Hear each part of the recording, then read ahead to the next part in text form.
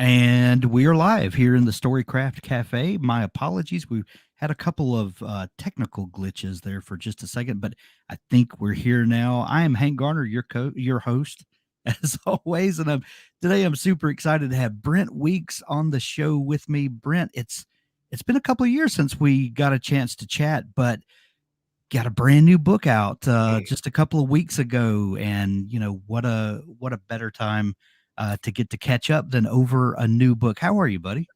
I'm doing great. I'm doing great. As you said, it's been a couple of years. It takes me a couple of years. I tend to write these big chunky fantasy novels, and I keep promising myself I'm going to write shorter books, and I'm going to write a shorter book, and never happens. Never happens. So Is that it's been a couple of years since I had an excuse, but thanks for having me back. It's always a pleasure to chat with you. Is that lying to yourself? What do you call that when you keep promising yourself to write shorter books? Yeah. I'm just a slow learner. I think it's like I told myself I was going to write this book. I think part of it is because after finishing a big project, which most of my projects are big, I always go, you know what? Let's bite off something a little smaller because that was rough. That was hard to do. Let's do something easy next. And then I think, well, I'll do a shorter book, and that will, makes editing and everything like take half as long when the book is only half as long, and takes the writing about half as long. And so that sounds like almost like a vacation. It's like, okay, I'll do what I love, but it'll be easy this time. And this time I'd really fooled myself. I had a bet with John Scalzi, and because he years ago he asked what I was doing once I was done with Lightbringer, and I said, I'm gonna go back to the Night Angel world, and I'm gonna write a short book, and he just laughed at me, and he's like, no, you won't. You epic fantasy guys, you never go back. And I was like, yes, we do. I'm like, I'm a very disciplined artist, and I can if I take on that challenge, I will make a shorter book. So he's like, okay, how short? And I'm like, oh crap. So, 125,000 words, and he's like, yeah, so the average novel, length is like 80,000 words, but okay, fine. 125,000 words is short. And so he said, okay, so let's make a bet on it. So we both ponied up, as much as we could manage. And that was $5. And so I've been having this voice of John Scalzi mocking me in my head for the last 2+ years, and I'm having to give him his $5, unfortunately, because I just barely scraped over the 125,000 words with 315. So I was about to say, Night Angel Nemesis is considerably longer than the first trilogy. Yes. What was the average size of those first 3 books? So those were 155,000. It just happened that way. I wasn't aiming for that exact word count. And then 170,000 for the last one. So yes, this one was more than double the first 2 Night Angel books, and so that's why it took a little while. I still have a pretty good writing speed. It's just the total length is large. Right. I even had a space in the middle where there's a mid-book pinch, and I tend to think of these things, one, structurally, of having action sequences and way to fit the structure together, but also I know that they split the books in certain languages. So when this goes into German, they always split the books because German adds 30% to the length. And so when you get a book that's 400,000 words, it's like they just can't, like, literally it won't physically be bound without just breaking. So they tend to split longer books. Plus they just can't make any money on these monsters. So I knew that they'd be splitting the book. So I was like, okay, well, I have this place. Okay, right. It's at about 150, and that's a reasonable book size. And I was like, I sort of think it's one full book. I think it should be together, but I know the Germans are going to split it. So I sort of presented it to my agent and my editor, and they're both like, no, I think it's one book. It needs to be one book. So I appreciated that from them, because I felt like that showed some artistic integrity, which is not a thing that people expect out of New York, out of big businesses. which publishing is, kind of a big business. So I like that. I like that they did that they went with, they're like, well, this feels like a whole story. This has got an artistic unity. Let's keep it together. And so that's what we did. Writing is the strange mix of artistry and commerce, and the commerce allows us to be involved in the artistry, and it's this yin and the yang, the push and the pull of making it all work together. And anyone who can pull it off and still have their soul at the end of the day, I think that's a pretty good accomplishment. It is, and we had a lot of we had a lot of conversations about how do we like first it was just like, well, how do I write this book, and I wanted to do new things, and it was like, right. Okay, I don't want to write the same book over and over. That's just not who I am as an artist. I want to take on new challenges. I had this long-term vision after I wrote Night Angel of like stories I wanted to tell in this world and how it all hooked together. But I didn't want to make promises because I was like, okay, I'm a first-time writer with Night Angel. I don't want to make these huge promises about, a 12-book series or something right out of the gate. And maybe I'm wrong. Maybe I don't know what I'm doing. So so I wrote, I knew that what I wanted to write in the Night Angel world, I wasn't ready for yet as an artist. I was just like, I don't have all the skills to do what I want to do in a way that's new and fresh and that feels like me rather than feels like somebody else or, copying some other epic fantasy writers or whatever. So I said, I need to go write Lightbringer first and sort of cross train. And so having done that, coming back to this world, it's like, okay, now I want to write a novel with Kyler Stern as the main character. So he is the main character in the Night Angel trilogy. I want to continue the story on. Well, now how do we sell this? Like, it's like, okay, it's one thing to tell the story.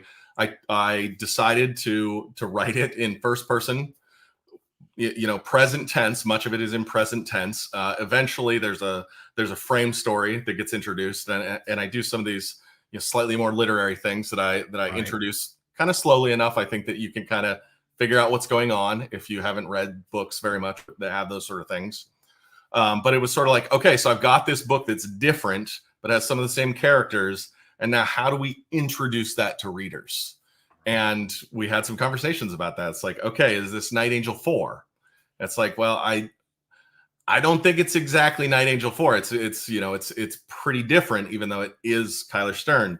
And so we decided to sort of roll out a little bit of the master plan, which is, okay, so what I'm writing now, and so I've just been telling fans this, kind of now in the last few weeks and whatever, is the Kakari Codex is the whole series. And so the first movement of the Kakari Codex was the Night Angel trilogy. And that's a trilogy. It stands by itself, it stands alone. Like right.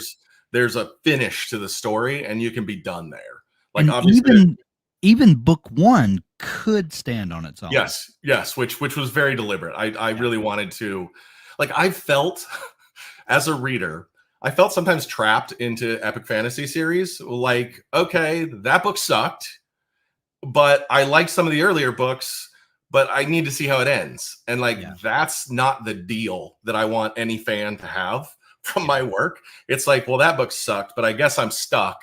It's like, no, like the whole point is I give you good story. You give me enough money, I can keep telling you good stories. That's kind of the, like, everybody is supposed to win in this thing, or at least I want fans to feel like, man, I got so much entertainment out of what I bought from Brent Weeks. Like, that was a great deal for me. Like, right. I really enjoyed that. So I did that with the first Night Angel book, and then I did it with the Night Angel, trilogy. And then then so the way we're conceptually doing this is that this is the second, movement in the Kakari Codex, and this is the Kyler Chronicles. And then there will be a third movement, which will shift again and will shift focus. And I'm trying to not sell that yet, because that's a little ways down the road. and again, I don't want to overpromise. I want people to be blown away when we get there. That, yes, I've been working on these things. I've had some plot twists in mind since I was 20 years old, and here I am, 25, and I'm still not, here I'm 25. Sorry. Here I am, 46, 25 years later. And and I'm still not going to get to write some of those plot twists for a while. So it's sort of like there is this, in some ways there is this grand plan, but I also want to leave room for myself as an artist to tell things in new ways, to do new things, and to teach readers. Okay, I just don't spin out the same book over and over. So I hope they'll come along with me. This is a tonal shift and a different way of telling a story that might take a little bit of getting used to. So that's it. Oh, okay, we've got questions coming in. That's great. Samuel said, "How many books do you plan to write in the Codex? I know you have a grand vision, but do you have a plan for that vision?" Yeah. So this is loose. So I'm trying not to, like, even when I was talking with my editor, because with Lightbringer I'd planned to write a trilogy. Yeah, I remember that conversation. And then right before it came out, I was like, okay, don't put trilogy on, put series on it, because I think it's going to be 4 books. And they did that in the US. Yeah. But in the UK, they never got the memo. So it says, the first book says trilogy.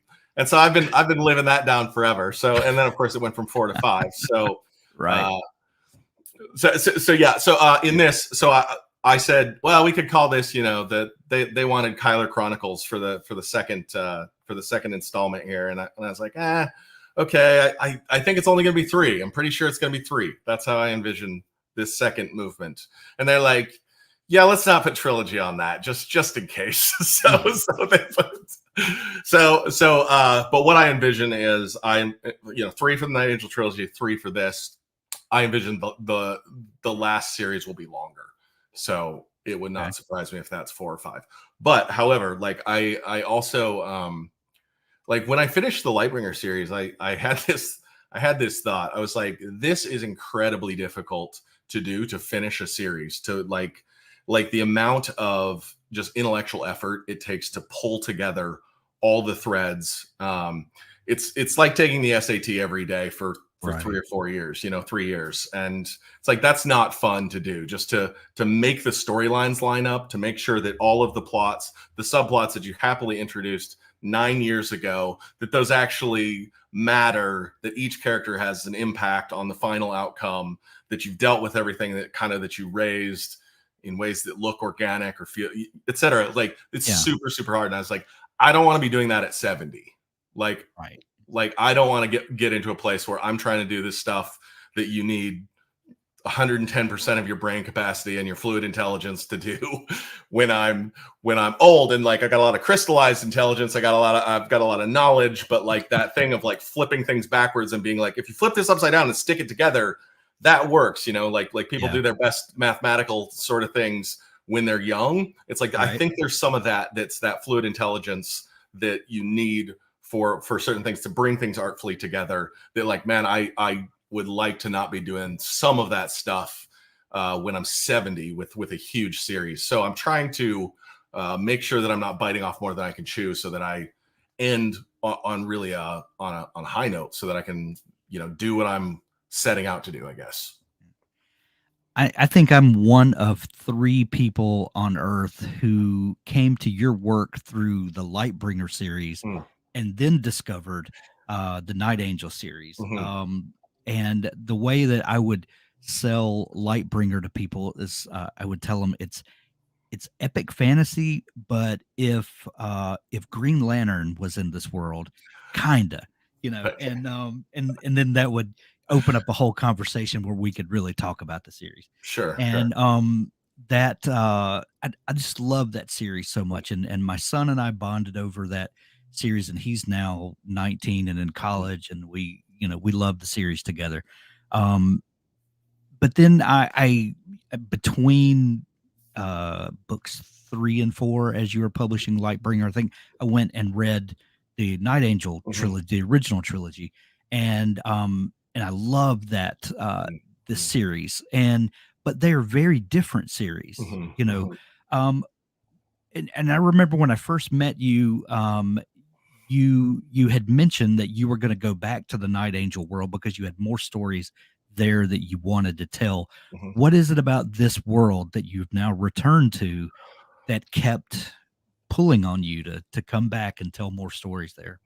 Oh, I mean, in many ways, it's just like your first love. It's like you never forget it. And so there's like I wondered when I came back, I was like, okay, how is this going to be? And I had a scene that I like one of the first scenes I tried to write. I had this character Mama Kay from the original Night Angel Right. trilogy, and I was like, okay, well, let's see if I can find her. You know, is she still in here somewhere? Yeah. And I wrote the scene, and it was like, oh, she's right there. It was like, oh, it's like seeing an old friend, you know, from Right. college or something, and you're like, there's no time has passed.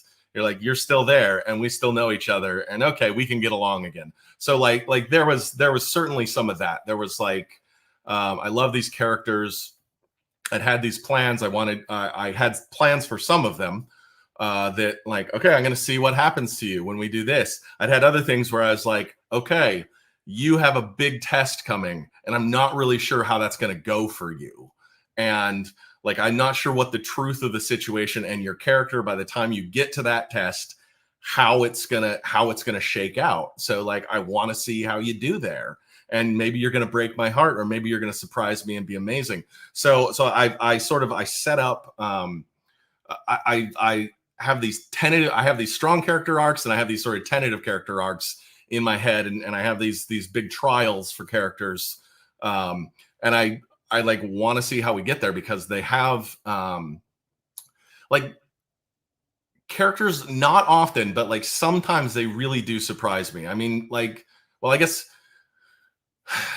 sometimes they surprise me in big ways. They're you know, they're frequently Yeah. surprising me in small ways, where it's just like, okay, I wanted this scene to go this way, but that doesn't fit with who she is. Right. I was going to have her ask about this thing, but like, she's not going to ask that of Kyler, because Right. she doesn't trust that he's going to tell her the truth. So she's not even going to ask. And it's like, well, dang it. The whole point was that Kyler gets to say this thing. So that, you know, then you're juggling, and the depth of character and characters remain true to themselves. It's always something that's really, really important to me, and something I pride myself on and do a lot of work on.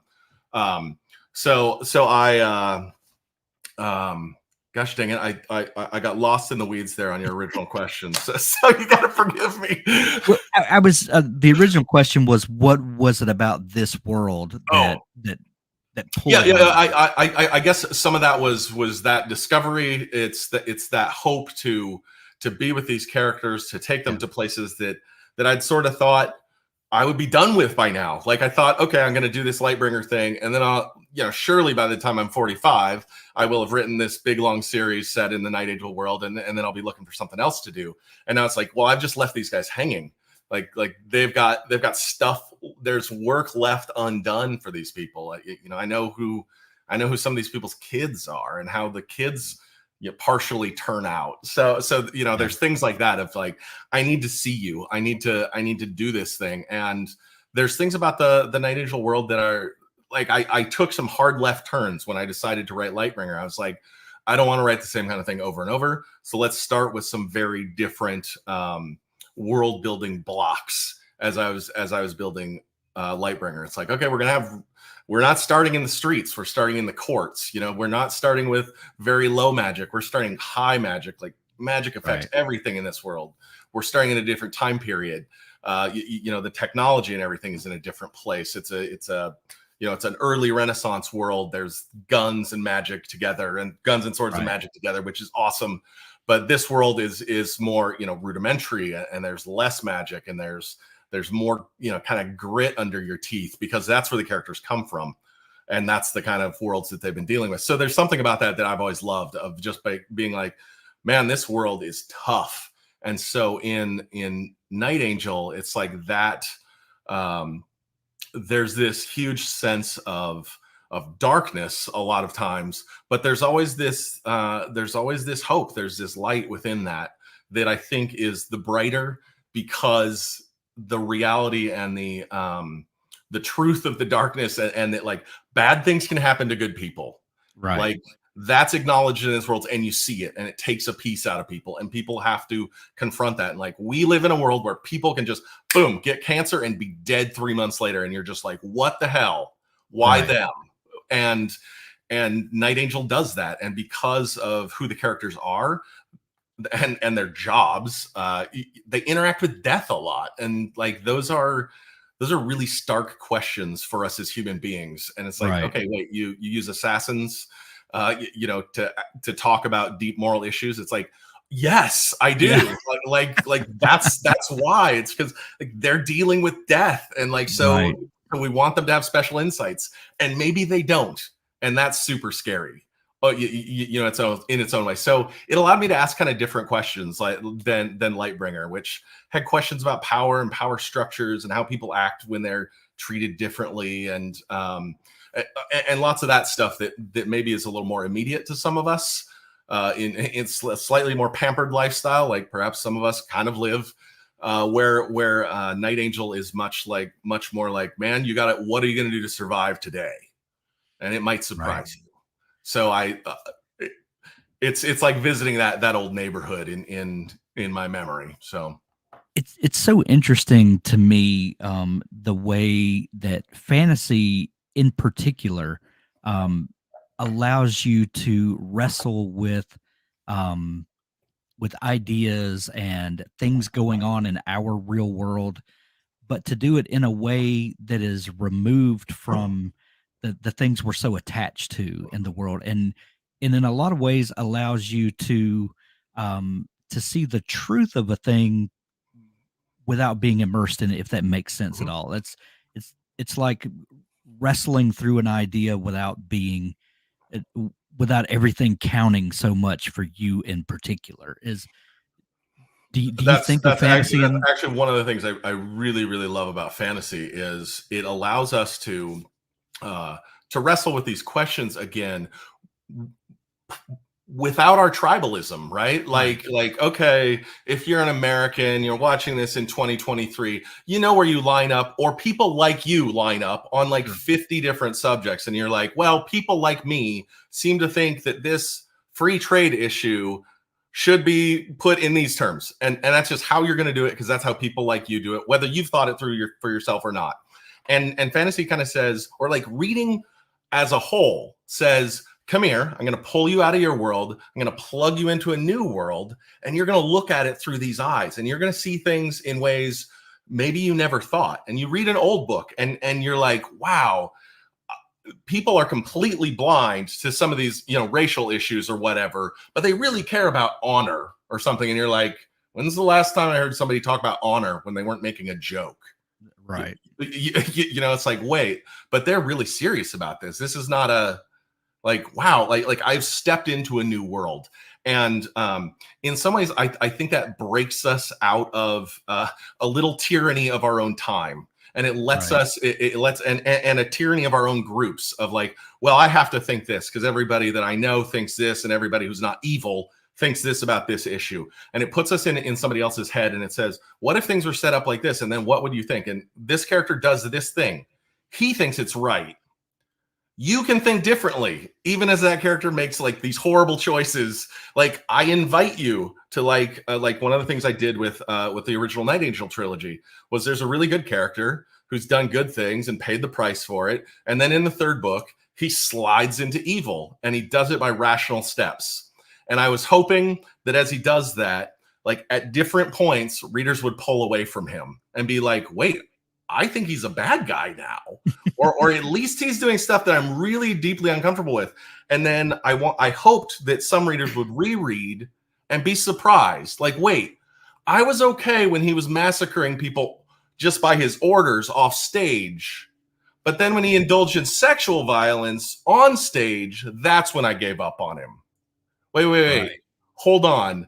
That makes me, and like I was actually excusing him because he was my friend, right? Like I was like, no, it's okay. He's doing it. He feels bad about it, and he's really trapped.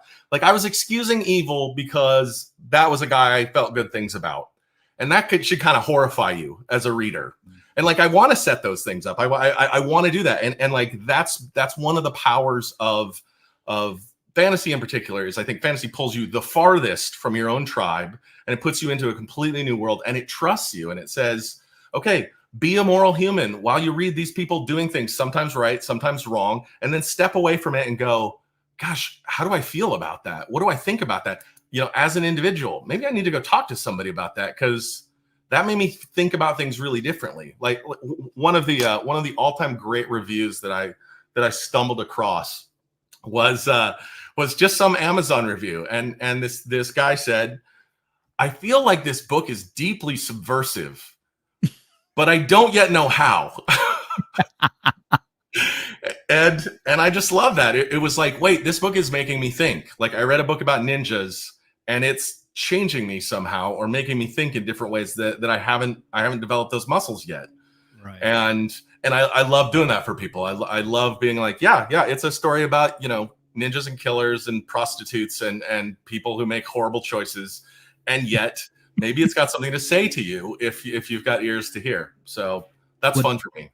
My wife and I have this this thing that we'll do. We'll watch TV together, and we say that the writer needs you to care about a character, and then you take that character, stick them in a tree, and then set the tree on fire. Right. And so we'll be watching a TV show, and they're like, "Well, they just set the tree on fire," Right. So what I'm hearing from you is that you like to put the reader in that tree and then set the tree on fire. Yes, that's great. I like that. I like that. I like that. That's okay. What are you going to do now? Yeah, right. Brent, when you first created this world of the Night Angel, was it the world that first appealed to you, or was it a particular character that then necessitated that the world form around them? Maybe it's a chicken and egg kind of question, but what came first for you? Well, for the Night Angel trilogy, it was mostly the character came first, because I had from the time I was 19, I started writing my first fantasy novel. Right. And I finally threw it away when I was 25 and was like, okay, I made some mistakes here. Also, it was about 220,000 words long, and I was about halfway done. And was like, okay, you cannot write a 400,000 word novel as your first novel and ever get published. I actually had a very hard time getting published with a 155,000 word novel. Like, people said, that's too long. I just don't love it enough. I'm going to pass. It's great, but it's too long for me. So I had written this novel, had some structural problems, so it'll never come out of the trunk.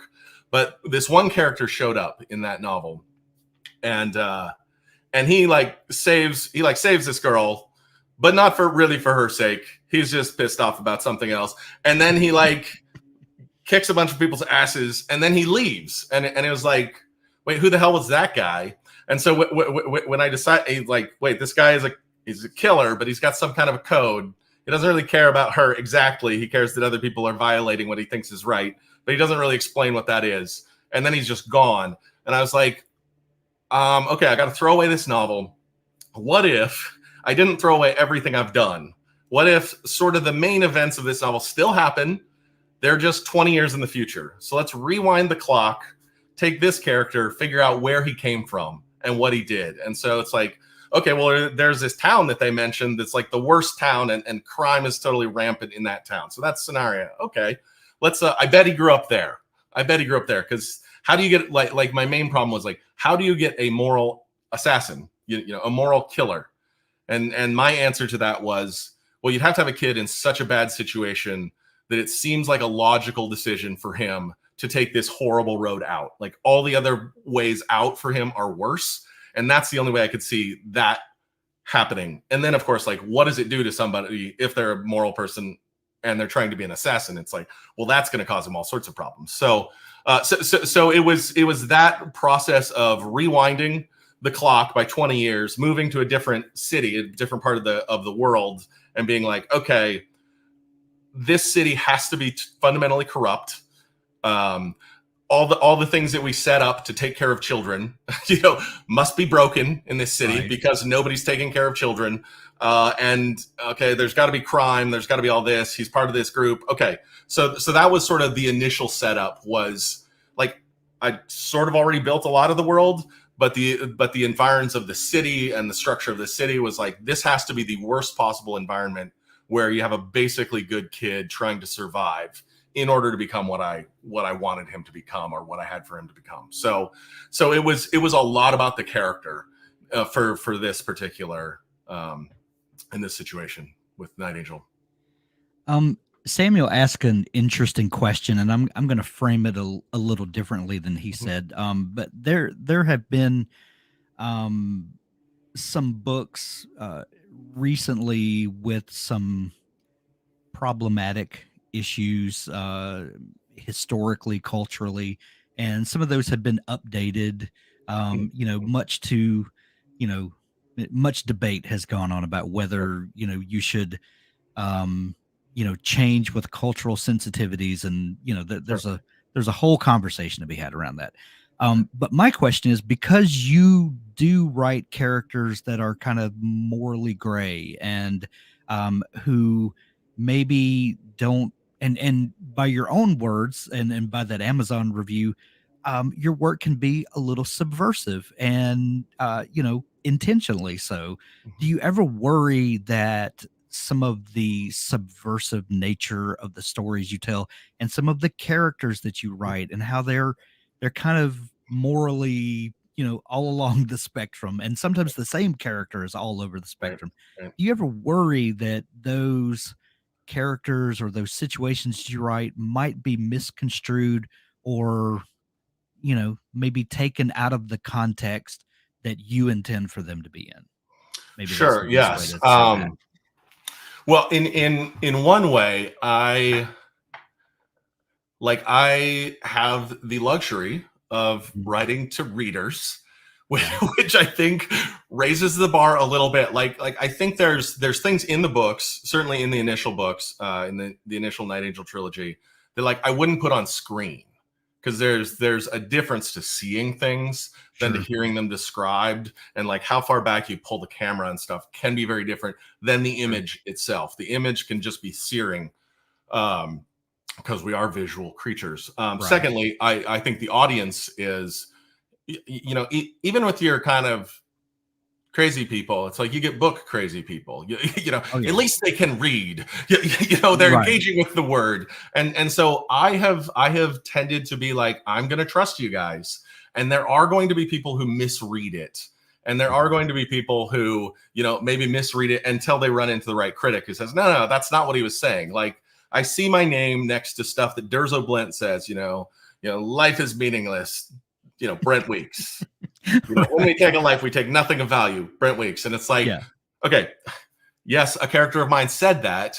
And the Yeah. whole conflict of the even the first book is life meaningless? Is this, just a contest? And Durzo Blint's a total badass. But look at what it has done to his life to live this way. Right. It has Right. left him with nothing, except being a badass, and he doesn't even like it. It's so you can read it wrongly, and I can't, I can't spend all my time dumbing it down or excusing it, or being like, Right. by the way, folks, I don't think this is good. Do put little author notes. This is a bad choice. This Right. is an ambiguous choice. I have some reservations about it. If once you do that, you've stopped making art, and it's like you've stopped giving people something that they can engage with. It's like, okay, I'm not writing this to preschoolers. I'm not advocating, even with the initial book, it's like, okay, how do we sell this book? Well, the most important relationship is between the master and apprentice. So you could put a master and apprentice, this leering, looming figure over this guy, but then it would look like a book for kids. And so Right. it's like, we didn't sell it that way. It's like, this is not a book for kids. It's a book with a kid in it, but it's not for children to read. Right. And I've heard from people, because it's been out for a while now, who read it at very early ages, and they said, "Well, I mostly went past all this stuff. I didn't notice the stuff Yeah. that was later. I was like, wow, that's rough. I wouldn't have had it an 11-year-old read that." So a lot of people mercifully missed some of the stuff, Yeah. which I tried to write some of it euphemistically so that so that younger people might read it. But there is just a huge amount of man, I think you've got to trust people. You've got to trust Right. people to be like, you have a moral background, and this should help you deal with that and work that through. And this is and that's where I tend to fall with rewriting those novels. It's like, racism is bad. Okay, yeah, we got that. Right. Using certain kinds of language, that's bad. And they treated that differently, years ago. And Right. some of them, some words were always slurs, and some things have changed and they've been slurs at certain times. And sometimes people were very forward thinking to use language that now we'd say, oh, that's not okay to say. And it's like, well, for that time, that was incredibly liberal. Right. And it's like, oh, that requires extra education for Yeah. you to know that. But it also requires some trust. It's like, you know what, like art is rough. You read, you step into this other world, and part of the stepping into it is that things have not been tweaked for our sensitivities. That is not a weakness of it, that is the strength of it. It's like, if you don't like going into another world, don't read books. Just don't. It's not for you. Go to the most mainstream PG Hollywood thing, and you will be coddled in a nice cloud of exactly what today values, and brought along and never challenged. And some people really do want that. And like, maybe there's certainly a time for comfort reads. There's certainly a time for comfort watches. There's times when you're like, man, I can't read something brutal right now. Look at the Amazon reviews. It's like, this one tore my heart out. And you just go, Yeah. not for me right now. I can't handle that. My dad just died, whatever. Right. I'm not going to read a book about that. It's like, okay, Yeah. that's great. But I think you really, I think you miss a lot of like, okay, if you want to slap a thing in the front of a book to say there's these problematic things in it, or there's this, it's like, okay, it doesn't get in the way too much. If the author was okay with it, it's like, okay, I wrote that in a way that I wouldn't write it. I wrote it 25 years ago. I'd write it differently today because things have shifted. Let's change it. That's fine. Yeah. But I do think it's like a slippery slope. It's like, man, like Mark Twain, like reading Huck Finn. It's like, there's some offensive language in there, and that's the point. You're right. It's like, oh, like even to say it, it's like, but like, he's saying it. He's saying, like, are black people human? It's like, well, duh. And it's like, but for the time, for his readership, you have Huck Finn saying, well, to do what we obviously can see is the right thing means I'm going to go to hell. And he says, all right, then I'll go to hell. It's like Mark Twain is shaking you by the neck and saying, right, don't you see how messed up you are? You Christians think this kid is going to go to hell because he's helping a man. And it's like, well, like it should blow your mind. And like, I don't think anybody can miss it if they actually read it and go, wait, okay, I see that word. That flags things for me. I don't like people using that word. I mean, I have read stuff from earlier times and just been surprised when you're just like, whoa, that just showed up. Right. Like, and and then you got to figure out, like, is he using that to, okay, he only uses that when the bad guys are saying it. So is he sort of an enlightened guy who's saying it, and then and then in a different book it's like, oh, here he uses it all over the place. Right. Crap. And it makes you sort of feel, that's too bad. Yeah. But you also go, okay, it was written in 1950. When the guy refers to homosexuals, he doesn't do it in a way we think is appropriate now. Well, does that ruin all of your enjoyment? And that's up to you. Maybe it does ruin all your enjoyment. But so I think art is complicated, and humanity is complicated, and societies change. And we all know that. So I think that's a self-education kind of thing rather than a. Well, and like you said a minute ago, this is not 11th grade English class. You can pick up any book you want and read. It's not an assignment. And maybe this is not the right time for that book, but put it on the shelf. Maybe come back to it in a month when you're in a different headspace, and maybe you have a different experience with it. Right. Let's talk craft for just a minute, Brent. During the writing of Lightbringer, where the story grew in the telling, did that experience, or maybe not that experience in particular, maybe other writing experiences, has that changed the way that you physically write a story in your planning, your organizing, your editing? Do you still approach it the same way? Do you still use the same computer software, if we just want to get just down to the nuts and bolts? Like, has anything changed for you in the way you approach the job that you do? Yeah, I mean, I certainly think I certainly think that the experience of having finished now 2 epic fantasy series with Night Angel and Lightbringer was really valuable to me. It's like, okay, why did that grow? It's like, well, that grew because I had lots of conflicts for lots and lots of characters. They weren't all set to the same things. It was like, oh, I want to see more of what this guy does. I want to see more of what this guy does. I had lots of options and a big world that I didn't even get to explore all of it. You know, there's whole sections of the magic we didn't really touch because none of the characters had that ability. Oh, we don't really haven't got into really any orange drafters. It's like, okay, I'm not making up a character just to do that. Okay, well, I could have it like stop adding characters. Oh, we haven't gone to this part of the world. Like there's all these other things that I've made up, but I haven't shown you those yet. It's like, don't do that. Tell this story. Bring it down. Became the Tom Clancy of epic fantasy. Yes, it's adding characters and subplots. Yes. It's like I think everybody who writes epic fantasy, it's like they like adding characters. They like more characters. They're good at it. They're good enough to get people to keep reading through the middle books. They like middle books. They're good at middle books. And it's like, okay, that's a different skill set than tying it all together. And so I think having strong endpoints of like, okay, this book is going to get to here, and we're going to have, this is going to be the shape of this book. And I'm going to, so I outlined much more with this book than I've done actually for any book that I've ever written. Because I knew that I was taking on I was pushing the boundaries of certain forms.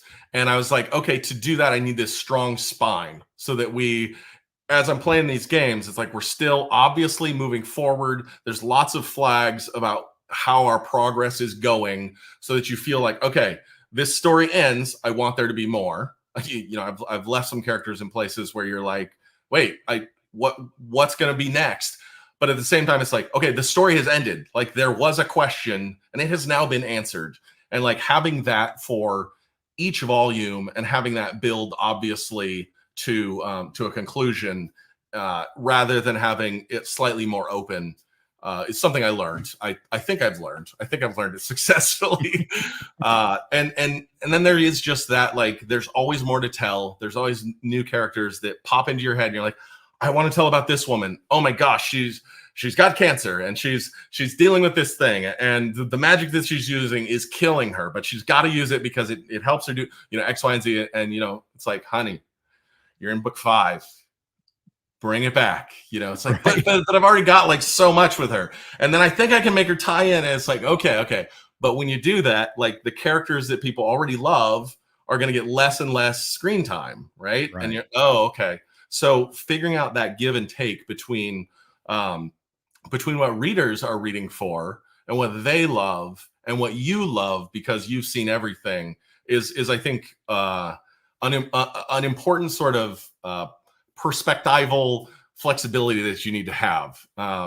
Like I think I can criticize gently. Robert Jordan. He spends 200 pages with Bail Doman, the river merchant.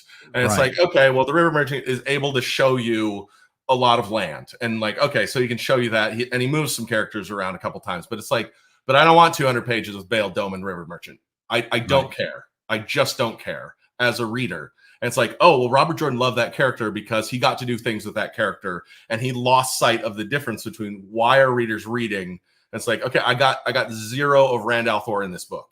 And I'm angry. It's like, okay, you need to give me a little bit more than that. It's like, so holding like the shape of the novel in your head and being like, there are characters you're not going to see as much as you want of it, but that's for a reason. And I've got that reason in mind, and it's going to pay off.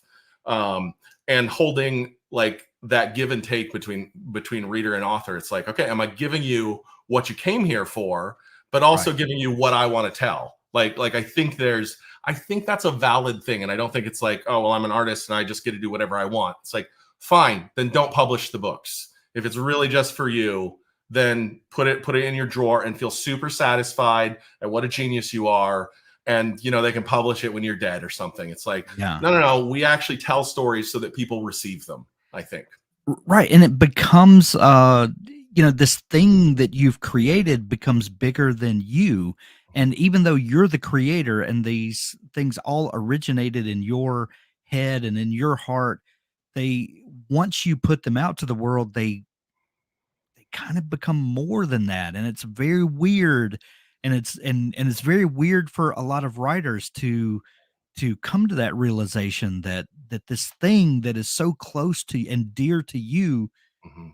becomes kind of a community thing, and Right. it's a weird thing that happens in writing that once you turn it loose to the world, it takes on a life of its own.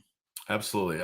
I think there's like, I've been thinking about like why do we allow writers? And there was this time in Western, civilization where people sort of said like, why do we let people tell us lies? It's like, these are lies. Like, none of this is true. And writers joke, "Oh, I'm a professional liar." It's like, why do we allow that? And the reason that they ultimately, the Puritans banned theater from the stage for a while Shakespeare was writing. It's like, Cromwell came in and it's like, you guys can't do this. This is lies. Period. And Shakespeare went off and he wrote some poems. He did all right. So Yeah. he was okay. Turned out he could write poetry too, jerk. Right.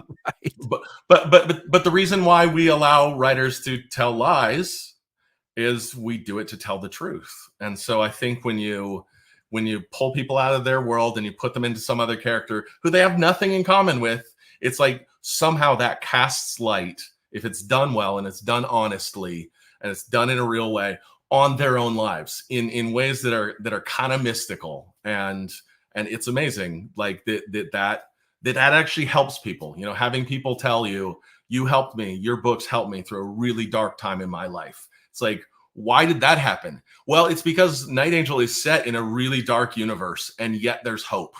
And it's like, okay, so that little core of hope, they were able to say, this guy's honest. Like, crap happens, and sometimes we don't know why.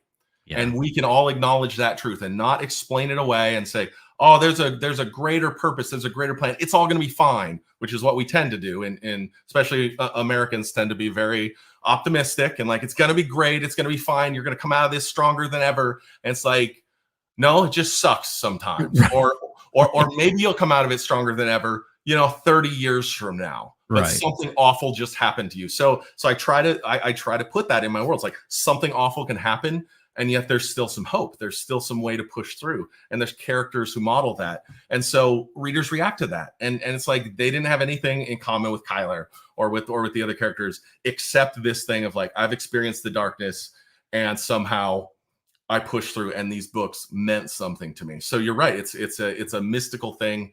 It's strange. It's wonderful. I don't totally understand it. It's daunting. When readers say that, it's like, is that something special I did, or could that have been any book? And it's like, Right. I don't know, actually. But I'm glad it was my book. So I'm going to keep doing the best I can, and lying as beautifully as I can, telling the truth through telling great lies, and doing that artfully and well. Well, I hope you lie to me for a long, long time, Brent. The new book, Night Angel Nemesis, is available everywhere now. I have read the arc, but I am getting the audiobook, and I'm gonna listen to it this weekend. I have loved all of your books in audio. It's a different experience, and I just love them. So I can't Oh, wait to dig into this Simon one. Vance does a heck of a job. So Yes, that was a beautiful thing when he came across my books. So that was great. It's great to work with him. So. absolutely. Brent, your website is brentweeks.com. Just brentweeks.com. I'm on Facebook, and I'm actually not on Facebook a ton. Well, I sort of did in the ramp up. I'm trying to focus on the work and not on things that annoy me. Well, good luck with that. Yeah, good luck with that. So I try to not be on social media very much, even though my job sometimes requires it. And you know, you do have these like lovely little glimmers of light when you're on there, and people are wonderful. And then you have other stuff that's like, oh man, I need to not be on here. But I am on Facebook. I do check in every so often. I'm on Twitter. I actually just started a Discord channel so that nice. So there wasn't a big behemoth that wanted to charge me every time I wanted to talk to people. So hopefully I'll start figuring out how to do that better and awesome. Put all my stuff there. So like if you want to come see my stuff, you can just find it one place that's simple. So great. I'm trying to do all those things, but yeah, otherwise I'm working on the next book, and that's my main thing. I try to keep the main thing. And I'll be writing the next one. Excellent. We'll link all that up to make it easier for folks to find you. Brent, always a pleasure catching up. Thank you so much for taking time. Oh, thanks so much, Hank. It's great to talk to you. Always.